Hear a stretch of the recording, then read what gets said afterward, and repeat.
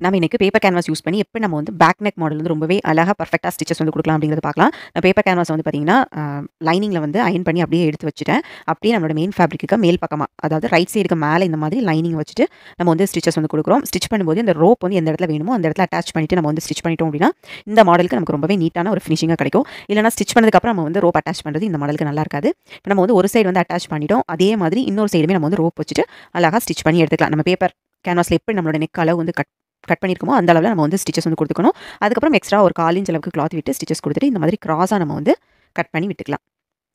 இந்த மாதிரி கட் பண்ணிட்டு அப்படியே நம்ம வந்து ரைட் சைடா டர்ன் பண்ணிட்டோம் அப்படின்னா, நமக்கு வந்து ரொம்பவே நீட்டா நம்மளோட டிசைன் வந்து கிடைச்சிரும். இந்த மாதிரி தான் பேப்பர் கேன்வாஸ் யூஸ் பண்ணி நம்மளோட நெக் பேட்டர்ன் வந்து நம்ம வந்து ஸ்டிச்சஸ் வந்து குடுக்கணும். அதுக்கப்புறம் மேல் பக்கமா நம்ம வந்து அந்த நெக்கோட ஓரத்துல ஒரு ஸ்டிச்சஸ் குடுத்துட்டோம் அப்படின்னா, நம்மளோட நெக்கோட மாடல் வந்து ரொம்பவே நீட்டா கிடைக்கும். இந்த மாதிரி உங்களுக்கு புடிச்ச டிசைன் வந்து பேப்பர் கேன்வாஸ் வந்து யூஸ் பண்ணி ஸ்டிச் பண்ணி பாருங்க. ரொம்பவே ஈஸியா இருக்கும்.